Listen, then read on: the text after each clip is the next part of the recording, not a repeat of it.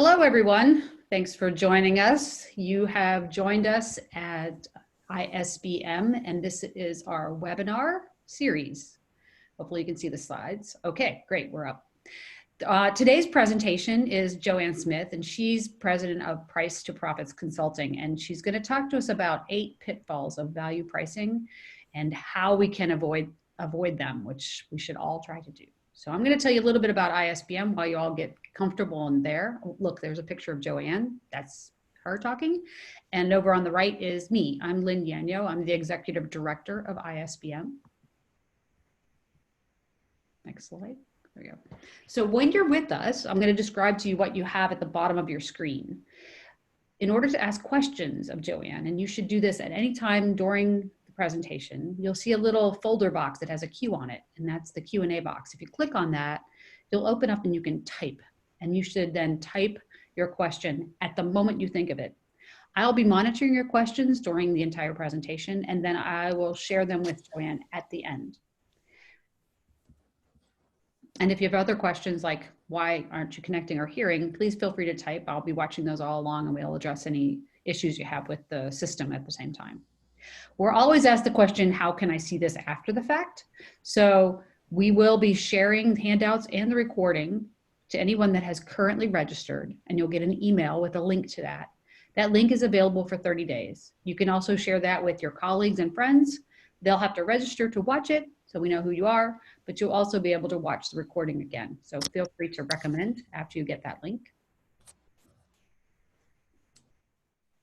So who is ISBM? In 1982, Penn State founded the Institute for the Study of Business Markets because they recognized that there was really no one institution that was focusing on the science of B2B marketing. And B2B marketing is the largest section of the markets for the world in terms of spending. So that was in existence for 35 years. In just the last year, we've separated 2 of the major functions of ISBM, the research component and the training of future researchers, which remains at Penn State, and the part that faces our practitioners or our company membership. And that is the group that I represent. And we are now working specifically with our companies in an accelerated fashion to make sure that we can move our knowledge to you. And we hope that you will look to us when you're looking for solutions. You have questions, please call us. And we hope that if you're not a member, that you'll choose to join us. Here's our membership team. You've seen my picture before. Rand Mendez is our membership director, and he is the person who faces most of the company efforts, and you'll meet him if you're working with us in terms of joining our organization. Stefan is the current director of the academic side at Penn State. He directs the research funds and also heads up the part of training new academics in terms of PhD students. Gary Lillian is the former director of the academic side, and he's still with us, and that's one of our great values is that we've got people that remain with us, so he helps Stefan. Becky Williams manages our curricula, and Ralph Olivia is my former predecessor, and he's still with us in terms of the business-facing side of ISBM. Just a quick smattering, we have about 30 fellows. These are academics who are distinguished in their field, focusing on B2B in a variety of different institutions. Again, no one institution has a concentration, and we've collected them all together. Likewise, companies join us from across the spectrum of markets and sizes and geographies, and this is just, again, a small smattering of those of our member companies. I want to get to this part because I want to tell you a little bit about what's coming up and what you might put on your calendar, please. If you would hold, if you're a member company or interested in being a member, we have our next members meeting, September 21, 22, and 23. It'll be in Houston, Texas, and it's going to be at ExxonMobil's world headquarters, which is fabulous if you've not been there. And we're just going to hope that the world will let us do that. But our next meeting is September 21, 22, 23. We're holding that. We have a bunch of upcoming courses. One of those I'll point to is the one that is expanded version of what Joanne is talking to us today. She's got a course of value and pricing strategy. Those courses in June and March, at the end of March, are all scheduled to be held. They'll just be held remotely, delivered remotely, if for some reason we still can't travel.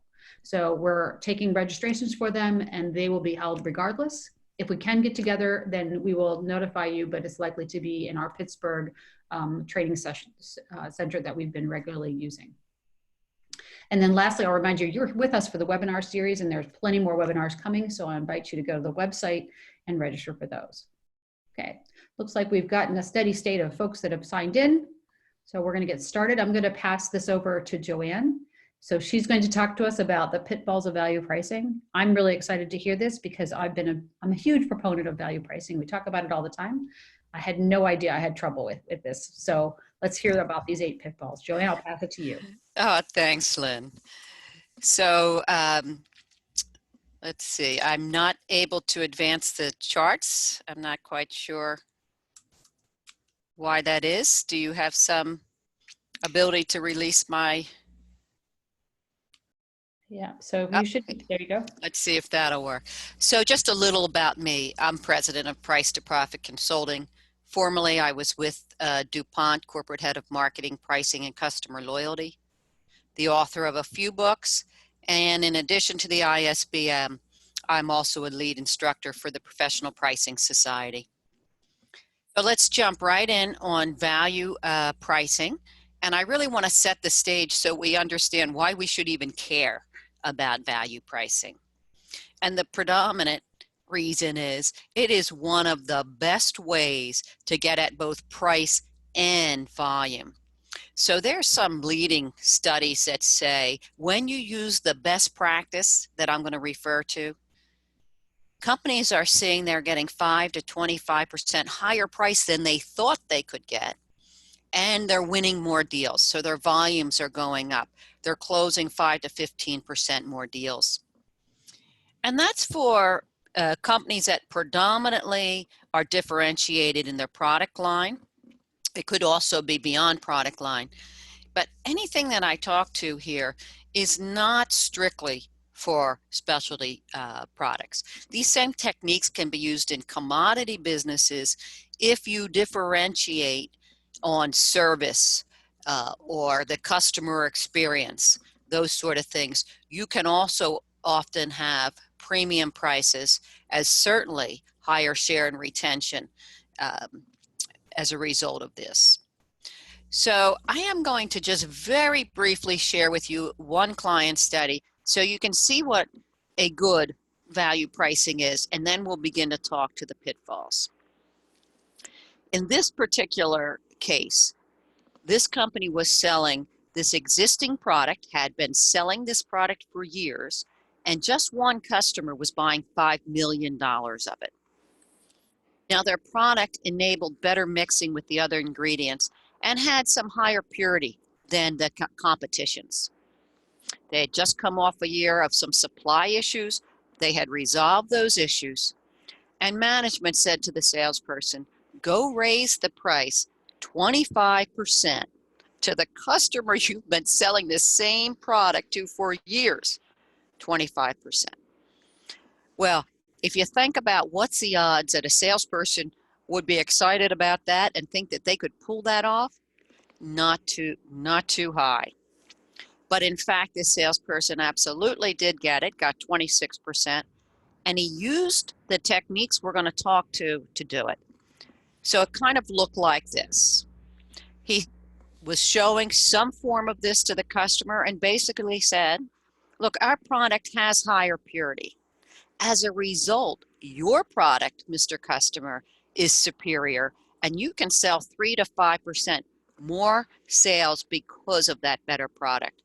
So your revenue is going up 3 to 5 million every year by using us as your supplier. Further, our product mixes better, and that gives you a lot of different cost reduction areas. 7% less rework, saving you $200,000 a year. 9% faster processing time, saving you another $400,000 a year. And in fact, you can use 10% less of our product to get the same effect, saving another $500,000 a year. So if you were to look at how our value stacks up to the competition, the next best alternative, is pricing at $5 a unit, and our purity, rework, processing, ingredients, all shown in green, mean our product value is actually worth $9.10. So we're significantly more than competition, and we are only charging $6.22 to you for this product. So that's the story that brought success to this salesperson and what we want to see happening.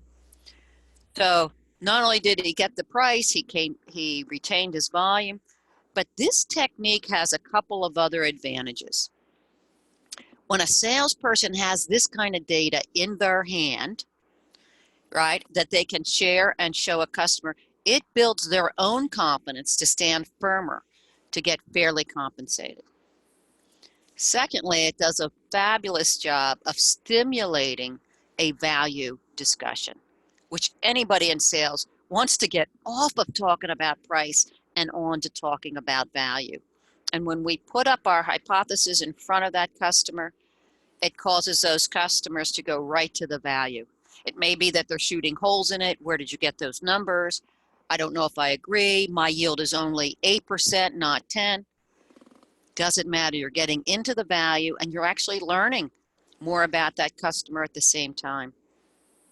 Third point I would say is it builds trust, fairness, partnership with the customer, because clearly you are demonstrating that not only do you know your product, but you know how to help the customer win. And that is your focus, is to help them win.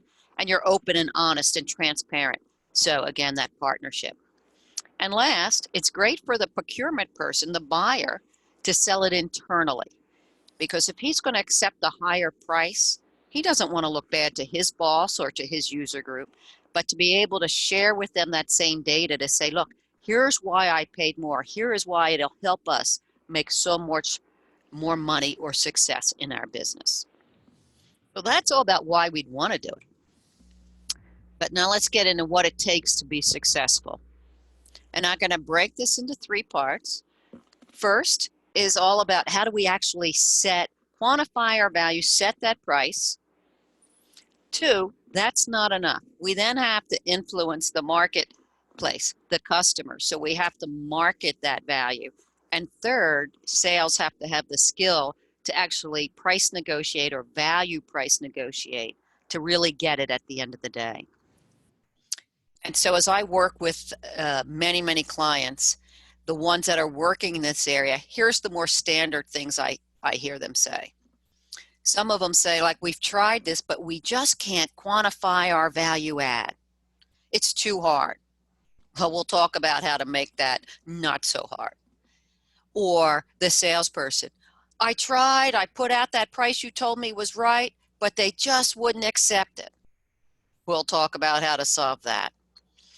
And then on the right, there are companies that do it a few times and do it well, but they just can't get it embedded in all of their salespeople using it across all of their perhaps thousands of product combinations. So we'll talk about that. So that kind of brings us to the 8 pitfalls that I will speak to. 5 are all about how do we get to that right price. 6 is influencing the value or the perception of our value in the marketplace. 7 is having the confidence and the skill in our sales force to win that price. And then the 8th will be around that sustainability or leveraging it across your product portfolio. All right, starting right there in that value pricing. So pitfall number 1 is the overall approach that companies take. And what I'm going to contend for you is you need to do this 4 steps somehow in your approach. And it's really step 1 that is so often not done. And that is a hypothesis-driven workshop before we go out and do market validation. So we want to sit with a cross-functional team and basically, sometimes we're guessing, we're hypothesizing, we're trying to build our best case pricing. Because when we do that, When we go to do our market validation, we are going to be so much more focused and so much more effective so that we can ultimately refine it. And when we skip this step, I can guarantee you your market validation is likely to be very weak. So when I talk about cross-functional, what I mean is, can be a small group, usually somebody from sales that understands the market, technology who might understand the features of a product, and usually marketing or product manager kind of own this space and are likely leading this small group. Now, maybe if you're lucky, you're going to have a pricing organization in your company that have deep skills here that might actually facilitate for you. But we want different voices because that's how we're going to be able to hypothesize what the value is, because we all have different perspectives. Now let's get to pitfall 2, articulating our value. This is often what I hear. I ask a company, show me an example you've done. And they'll be like, oh, here's my feature. We got better mixing, and that's worth 50 cents a pound to the customer. Well, guys, that is completely internal talk. That's supplier-centric, that has no interest or understanding it if you're going to take it out to sell that, because that's, again, internal talk. And if you do it in that simple step, guaranteed you're going to mess up your math and everything that follows. What we need to do is articulate in a customer-centric way. So I want these 5 steps. I want us literally to write down, 1, what is our feature? Better mixing. And as a result, what is the customer benefit? 10% less product needed. Why should they care? Because the value driver for them is reduced cost. How much? $500,000 a year, which, by the way, equates to 50 cents a pound of our product. Now we have a clear story that ultimately somebody, marketing or whomever, can actually build into our marketing collateral or sales collateral. We got that customer-centric part. Pitfall 3. I cannot tell you how many cases I've seen where the math is just wrong. Even if they got their story right, the math doesn't follow. And so if you follow my 5-step where you really delineate for me your feature, the exact benefit to the customer, what that value driver is, the odds that you will write an equation that makes sense goes way up. So we can then write this simple equation, and that helps, but it's not the only issue. When it comes to the calculation, on the left-hand side, I'll talk to the problems, the right, my suggested approach. I see all sorts of documentation, and I'm going to use that word loosely, pitiful documentation of calculations. And when we look back, people write their math equations where their assumptions are not clear. They haven't delineated their units, and they're multiplying pounds to grams to tons, months to years. You know, they're doing such a weak format that they can't even 1 month later tell me how they came up with their math. And if that's the case, there's no way that they're going to leverage that value case from one customer to the next customer, or that product to another product very easily. I can also assure you, you're going to do bad market validation when you can't even figure out what your math was when you wrote it down a month ago, let alone 6 months sometimes. So what I want to see companies do, either in their systems or in Excel, delineate every assumption that with every number, exact units, give me those amounts in ways that I could very quickly change it. If I take this same product to another customer and their volume's a little higher, or their rework is not quite as poor, I can adjust this very simple and the math flows. So that's what we want for sustainability, as well as it will make it so much easier for the salesperson to understand the case, so when they go to sell it, they sell it cleanly. All right, let's talk about that dreaded market validation. This is probably the part where most customers or suppliers really get held up. They are either doing it ineffectively, or more often, they're just afraid to do it. They're reluctant. They're pretty much sure that a customer won't tell them anything. So here's my high-level advice here. I'm going to give you 3 main tips.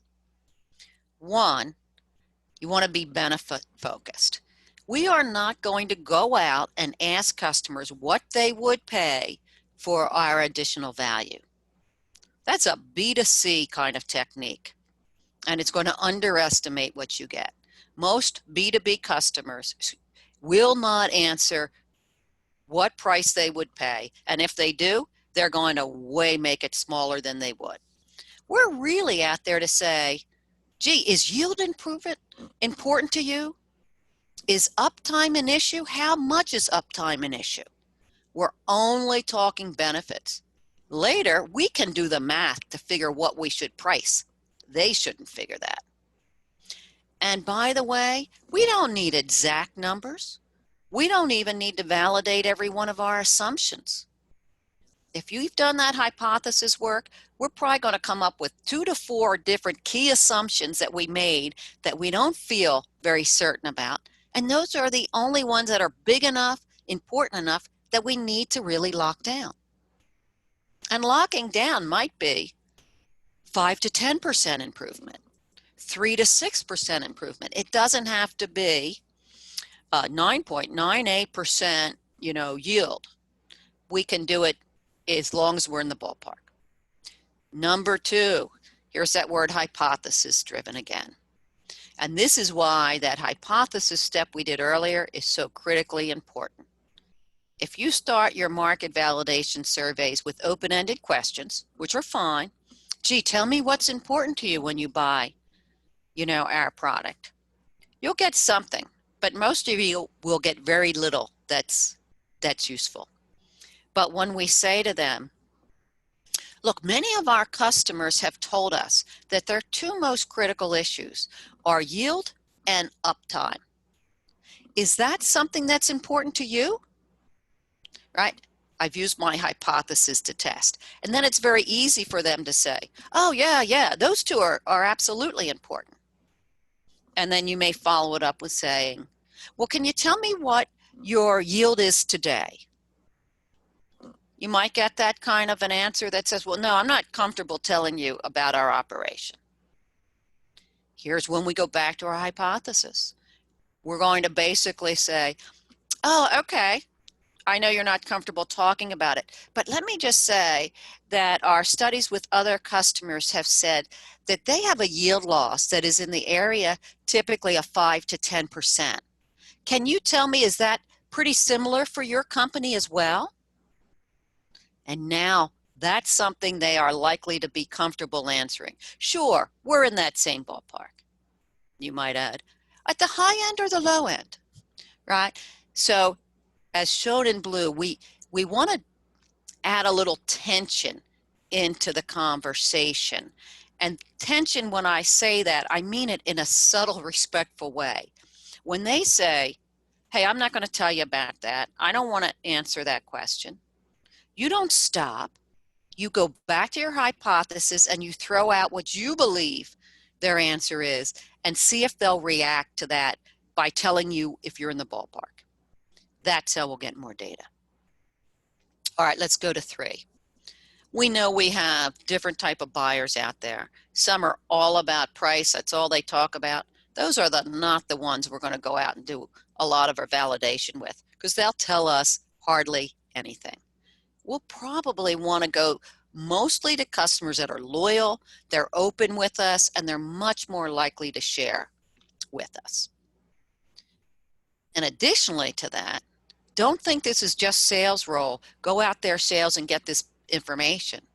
In fact, often you might even be better with your technical person or your marketing person getting it. And largely because sales, when they come into a company, people kind of look at them as the guy that's going to price. So they're going to hold back a little bit. And sales often is predominantly talking with procurement or the buyer, who really doesn't understand the key issues often that are going on in the manufacturing operation area. Technical often has connects in technical, and boy, technical to technical are usually quite open to each other. So that can be a great source. Marketing people might have access to business people that can talk to some other aspects.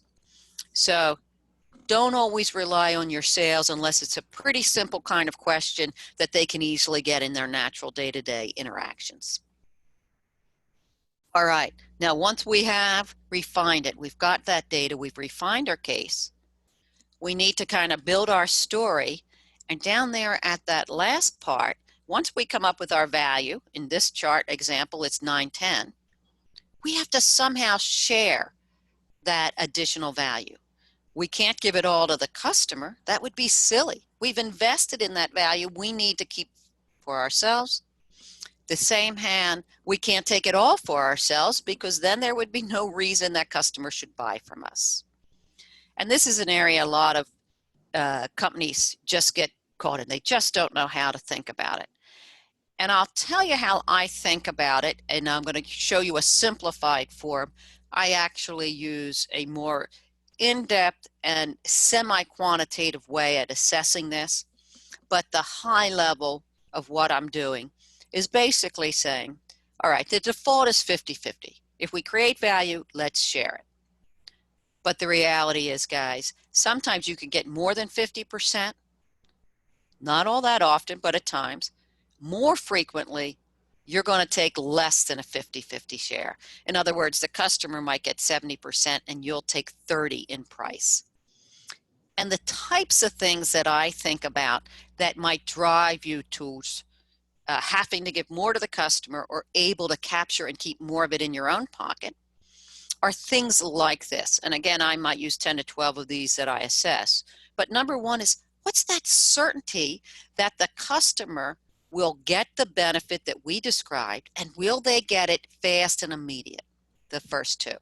So if it's 100%, they buy that product, the next day they're using it and they're seeing the benefit, and it is of the full proportion that you have described, you got a real good chance you're going to get at least 50%. But lots of times what we're going to put forward is not 100% certain, particularly if we're helping them penetrate their own market, sell more, help them grow. There's not 100% certainty. Plus, growing business takes multiple years often. So it's not immediate. We're going to get less than. And if there's risk of using our product, or there's a lot of switching costs that you can't offset, again, you're going to get less than 50%. So those are the types of assessments that I look towards. So I'm going to move on here just a little bit. You know, we're trying to do this, lots of things in a quick period of time. Let's talk about the next three areas of pitfalls that I mentioned. And that first is kind of the perception of value. So I see companies sometimes actually do a good job of setting that premium price with quantification, and then it feels like they just throw it over to sales and say, oh, we can get, you know, an extra $1.25 on the product, add that, without actually giving sales the value story in a very clear written way. So now sales has it, and I say to sales, you know what, explain to me the value so I understand why you get that premium. I cannot tell you how many times I've said this to salespeople, and they have taken a story that somebody's already done the math, and 30 to 60 minutes later, they're still trying to explain their value story and how their math works. They don't know. They get confused. They frustrate the heck out of me. So I know there's no way that they're not frustrating their customers as they talk about value, right? They can start at a high level. They can't answer a question as you probe it down. And that shouldn't be the case. If we do this right and we documented it, just like I did in the beginning of this deck, in 3 to 5 minutes, you should be able to say the essence of your value story quickly. And the salesperson ought to have access to the kind of calculation so that they can maneuver around and defend if they get into that kind of discussion. So let me talk a little bit more about this. I'm actually taking a graph here that I've slightly modified it right out of a supplier deck that had tried to do a really good job in value pricing. They were presenting to the customer their benefits versus the competition versus their Gen 1 and their much improved Gen 2. And it was a great teaching deck. It was a really good thing. But now look close. Look at their benefits. They are not benefits. They're features. They're internal talk. Can you imagine saying to a buyer, hey, our product is so much better. We have fast kinetics. What the heck is most buyers wouldn't have a clue what fast kinetics is and whether it's good or bad or worth a lot or worth a little, let alone a lot of user groups and management that in a company you would talk to would not know that fast kinetics is a good thing. So this goes back to the fact that when we talk about things, we can't talk of features. We got to talk our features so they know there's something different, but we must tell them in their terms what it means to the benefit to them and ultimately the dollars. So in this deck, we can clearly see that product 2, Gen 2 is a better product than the other 2. But we have no idea. Is it worth 2% more? 20%? 200%? No idea. And in this particular company, somebody had actually fully run the math. It was worth 18%. Boy, wouldn't that have been so much more powerful if they had just one more chart that said, and by the way, here's the benefits it does for you, and it's worth 18% increased in value. So ultimately, when I showed you early a little table of all the benefits, I showed you the picture. I'd like to see in some fashion those in the hands of your salespeople so that they can talk very clearly and easily to the customers. In fact, in the best B2B kinds of worlds, whether you're buying a professional system or you have an upgraded kind of Excel homegrown system, a salesperson should be able to open up their computer, show those right there, literally adjust a couple of fields if the customer says, well, no, I don't really buy from competitor A who you compared.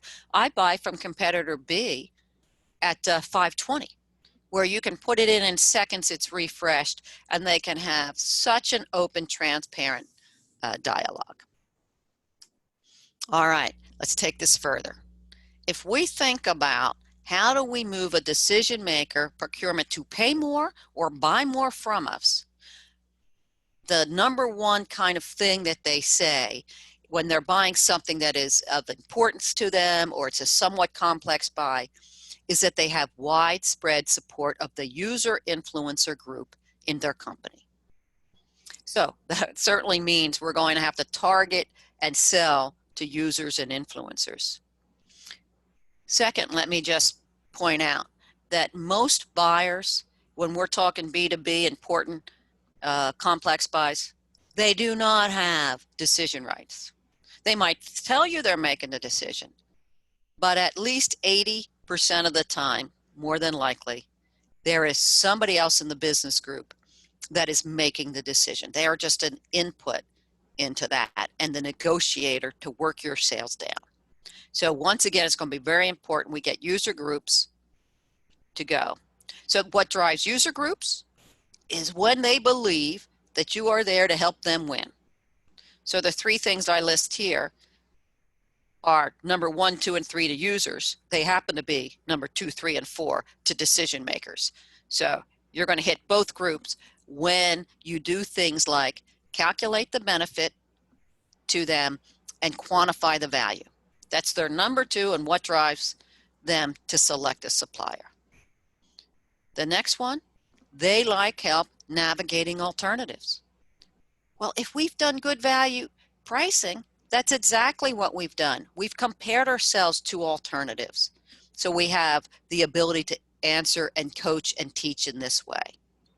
And number 4 is, can you teach me something, some valuable insight that helps me to run my business better?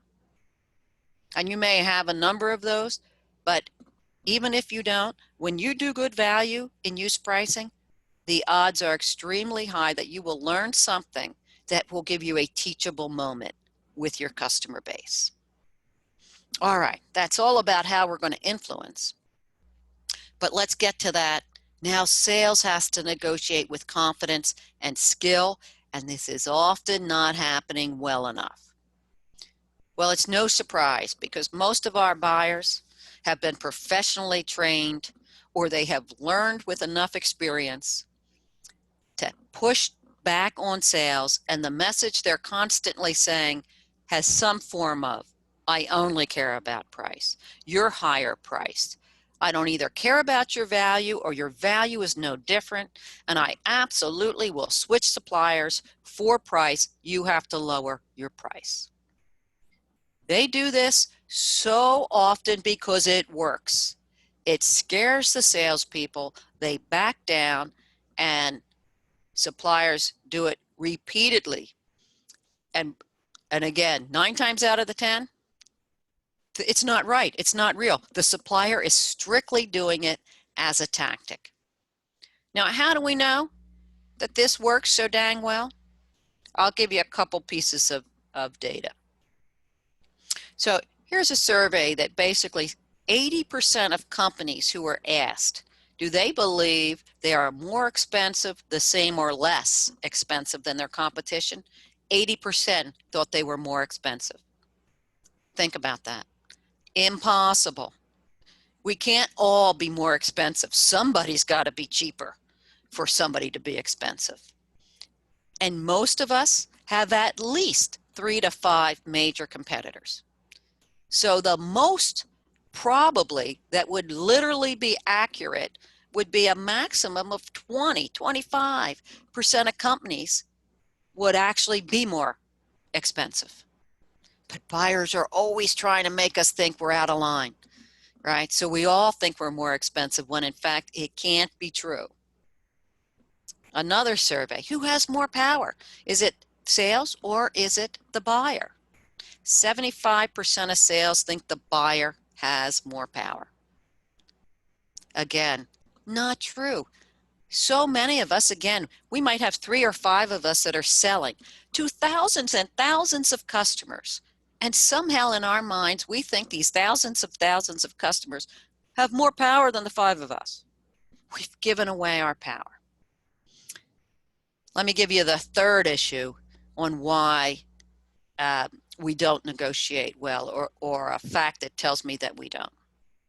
So on the left, I'm basically saying, if your sales do not walk in with high confidence that they deserve that premium, that they have the value, that they have the courage to stand up for their fair value, the conviction that they will be fairly paid, which, let's face it, if they're going to hold to that as they should, it's a little bit more risky. And that's where courage, confidence comes in. So when I do training, and I do extensive one-day training courses inside companies all over the place with salespeople, I do it in some public settings. I always start by asking those salespeople to self-rate where they are on their price negotiation skills. And I give them a little criteria, what's 5 look like, what's a 1 look like. 95% of salespeople self-rate their skills as a 3, 2, or 1. Mediocre at best. And I would tell you the average years experience of the salespeople I train is got to be at least 15, if not 20 years in sales. And yet, as I describe what it takes to be a 4 or 5, 95% aren't there. Great sellers don't know how to bring home the negotiation. So I'm going to give you another little client example here, why it's kind of so important that sales has the courage and the skill to do this well. This is a company who was selling a product to an OEM customer. They'd been selling it for years. This was a $2 million buy. I've listed that here as $2 million account. It was actually a double-digit $1 million account, but this specific product was $2 million of that total buy. And the customer threatened to switch suppliers, right? It's an enormous OEM, So it's a little scary because if you lose a big guy, you know that's impactful. Now, the salespeople knew their product was superior.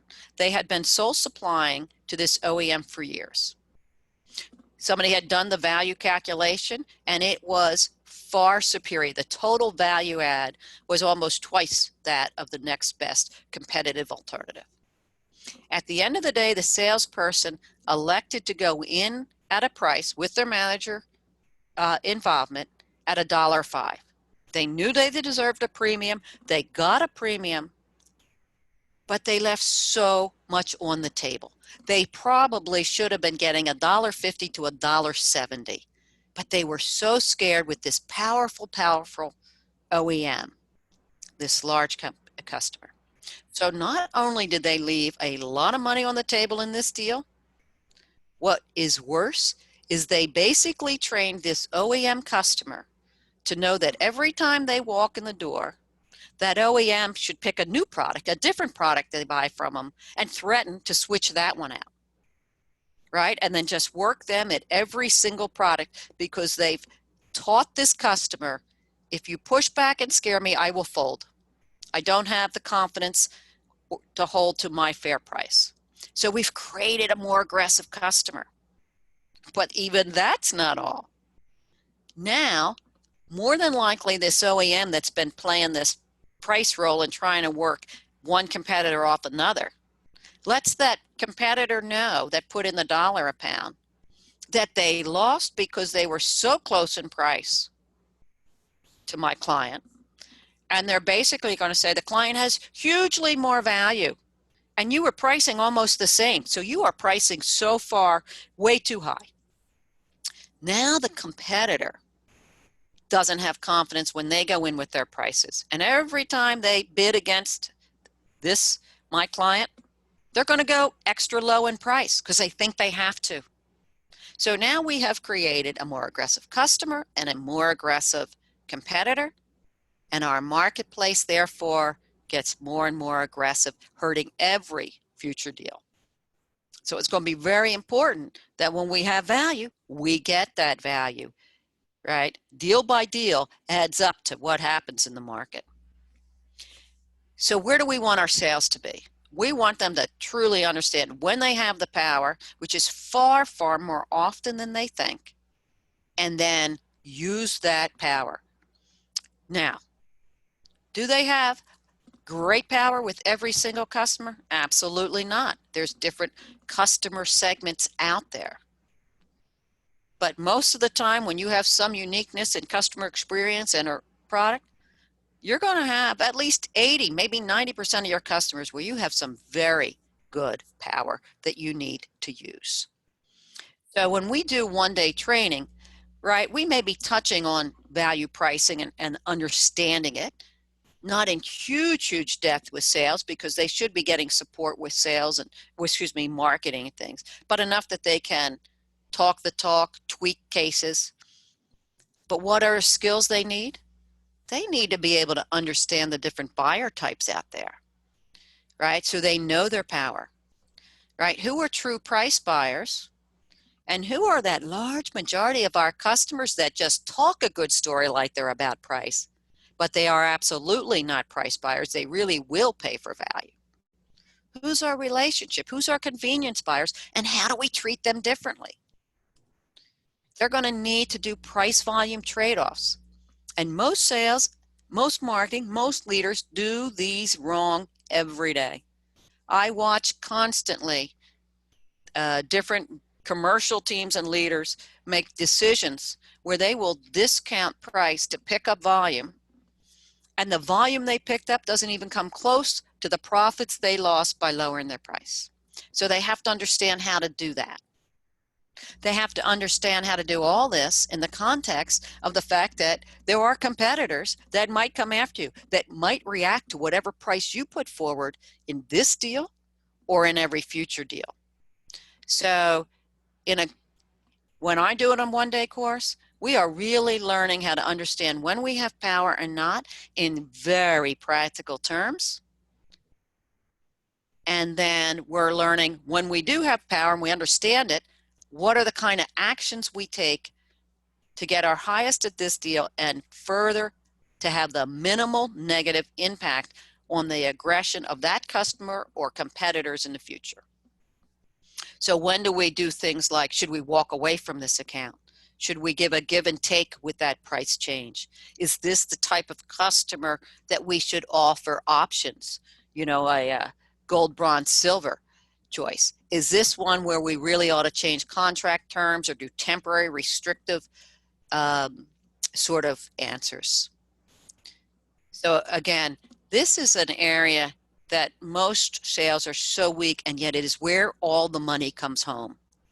So having that kind of one-day training, they walk out with practical things where they the next day can make much smarter pricing, discounting decisions, hold firmer much more often with confidence, is going to be key in your value pricing. All right, I am turning towards the last or the 8th pitfall.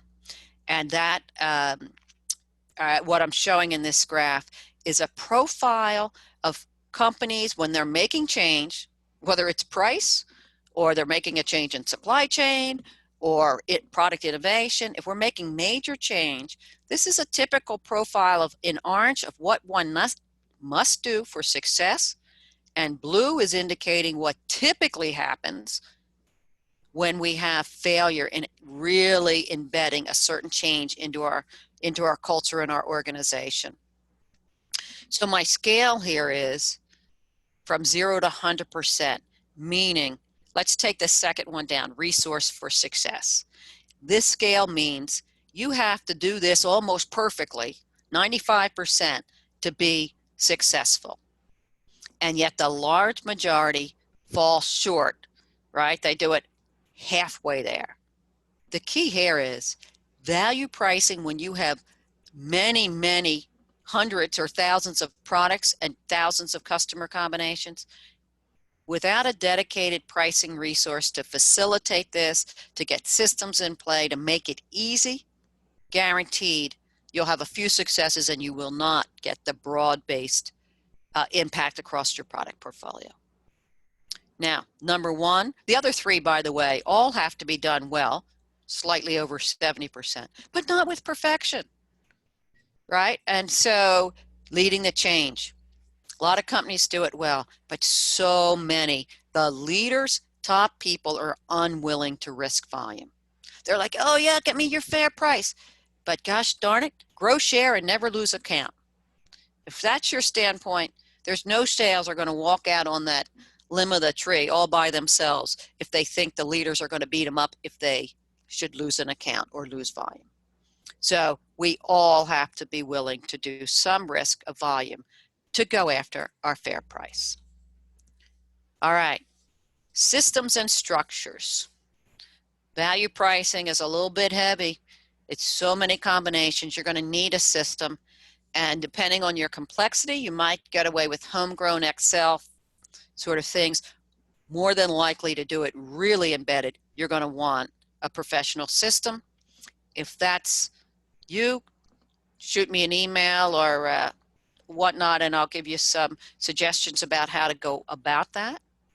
But these are systems that make it so easy for everybody to put their cases in, and then very easy for anybody to take and leverage so that every new product you do or every new customer can be done that much faster.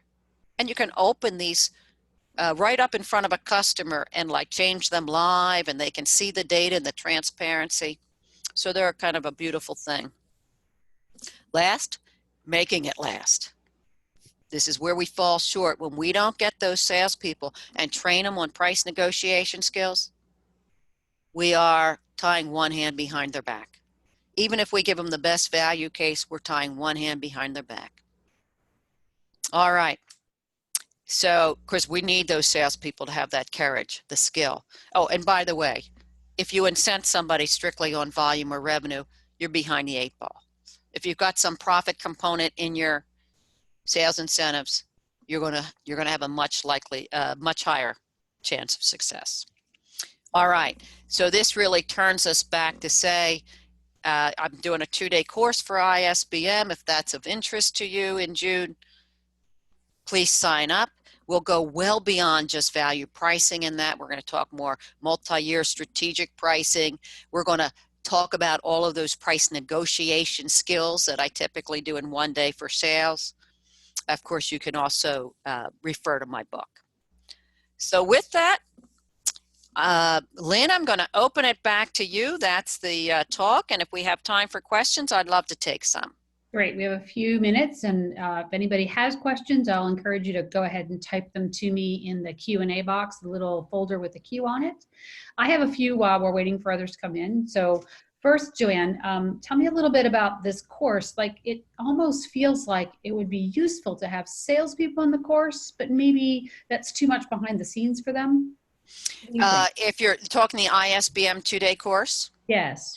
Yes. So there's a lot of it that is certainly geared for marketing or product line management that if you're a sales manager, you're going to find interesting and use. But, you know, many of the ISBM companies might bring me in and just have me do their entire sales team in one leap. So that's another option, because there's about a day that is so focused on them. The training, I've had absolutely a number of salespeople take 2-day courses, and they're still learning and they're still enjoying, and it works well. So that's really a choice to be made, whether it's better to have them attend. No bad side. And quite honestly, as I do that, I do a lot more of the marketing at the very end of the day. So if a salesperson needs to cut out and call a customer, they've heard the really meaty parts for themselves, and then they may miss a little bit of the more strategic side. Yeah, I think that for me, that is the biggest piece, that the element of how does one translate this to execution? You know, the theory and the understanding that I can do the data. I might even get my math correct. I'm really excited that you mentioned that, because those are really fundamental. It happened, right? Yeah. All things, those happen, but when you hand it to the execution, it's really this challenge. I want you to speak maybe a little bit to the fact that we know that buyers go through a tremendous amount of education to be able to, put the big hand up in front of us and just say, I'm sorry, I'm going to switch. Tell me why I shouldn't, right? They have so much power to make our lives difficult as salespeople. What do you suggest for salespeople besides what we just talked about here? Is there something more that they could be doing to become more confident or be more trained than the buyers are as they come at us? So, yes, a good deal of are well trained. So I've really talked about what we can do as a marketing and business is to get our salespeople truly quantified value that's going to help them big time.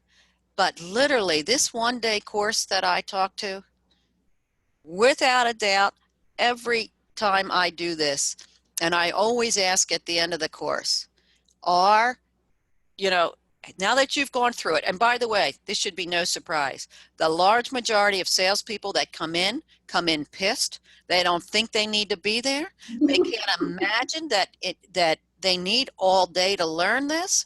And boy, their body language and the arms crossed, and some of them will come right out and tell me.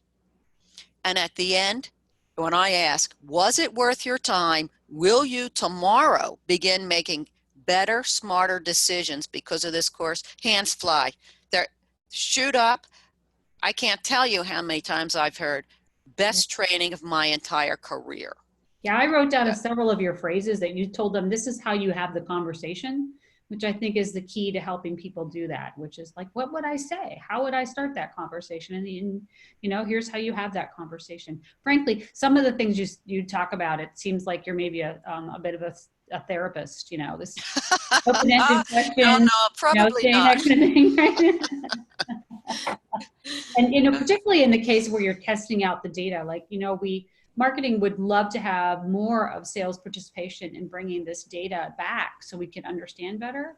But because folks are afraid of asking questions that might open up a can of worms or Pandora's box, and they don't know what to do with that, they don't want to have hard conversations without knowing where that's going to go with a customer that they're at risk for, right? So the fact, again, that you give them some idea of saying, you know, I'm hearing from others, what do you think, is a wonderful way to just see if they'll just give you a little bit of data, right? It's wonderful. No, thank you, Lynn.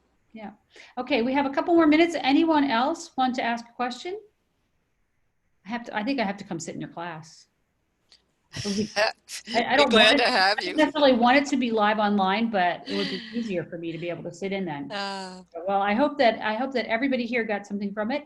And if you think of something later, Joanne has given you there her email address, so you can feel free to send her a note, or you can drop a note to us at ISBM and we'll forward it over if you think of something later. And I hope you'll all take advantage of the fact that Joanne's part of our great team of ISBM folks. So if you need anything, reach out to us, and I hope we'll see you at the next webinar or the next meeting or on our website. Thanks so much, Joanne. Thank you, Lynn, and thank you, participants, for taking the time. All right. Thanks, Lori.